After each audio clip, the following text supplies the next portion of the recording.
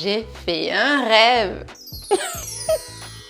Je vais tout vous expliquer en vous faisant travailler bien sûr du vocabulaire et une expression notamment. Mais avant ça, pensez à vous abonner. Et si vous m'écoutez sur votre plateforme de podcast préférée, merci de mettre les 5 étoiles. Ça m'aide vraiment beaucoup. Alors ce rêve était complètement extraordinaire.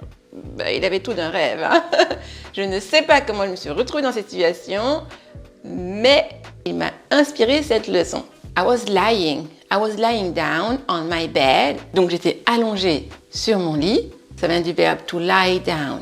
Ça vient du verbe irrégulier to lie, qui s'écrit comme le verbe mentir. Sauf qu'attention, il est irrégulier et un peu difficile. C'est to lie, lay, laying. Le prétérit c'est lay, L-A-Y, et participe passé laying, L-A-I-N. So I was lying down, talking with someone, we were laughing. On rigolait, du verbe to laugh, L-A-U-G-H. Ne vous faites pas avoir par la prononciation qui est différente de l'orthographe. Rigoler, c'est L-A-U-G-H qui se prononce laugh. C'est le laugh que l'on retrouve dans le LOL, qui signifie laughing out loud.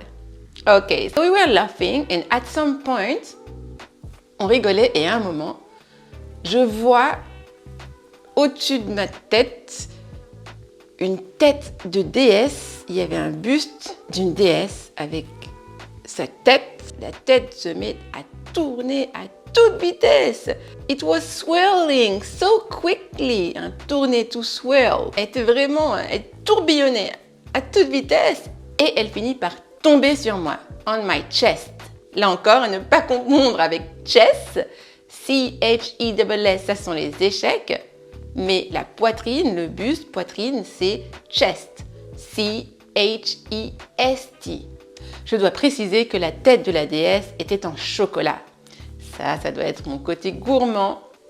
Comment dit-on être gourmande dans le sens où on aime tout ce qui est sucré? Je vous avais fait une story d'ailleurs pour vous enseigner cette expression.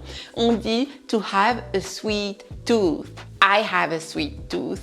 C'est peut-être pour ça que j'ai rêvé d'une tête de déesse en chocolat. So, the head fell onto my chest. La tête est tombée sur ma poitrine. Et vous voyez que j'ai utilisé, pour dire sur, j'ai utilisé la préposition onto et non pas juste on, parce qu'il y a une différence.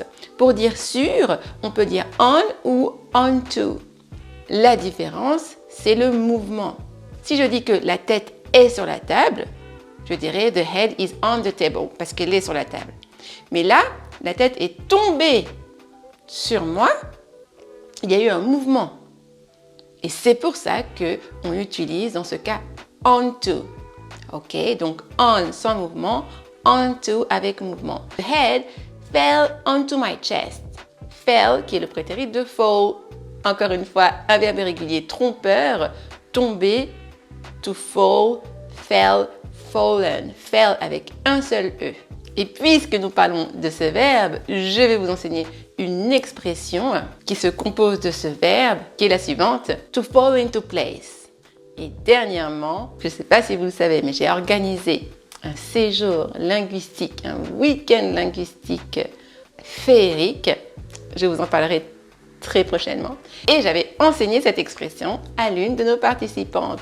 Donc, to fall into place, ça veut dire se mettre en place. C'est quand tout se met en place parfaitement, sans accroc, tout simplement. Dans l'organisation de quelque chose, par exemple. D'ailleurs, notre participante voulait réussir à dire, dans l'organisation du week-end, parce qu'elle a des enfants, mais elle est divorcée, et elle voulait dire, tout s'est aligné. Tout s'est passé à la perfection. Et donc, je lui ai dit qu'on pouvait dire « Everything fell into place ».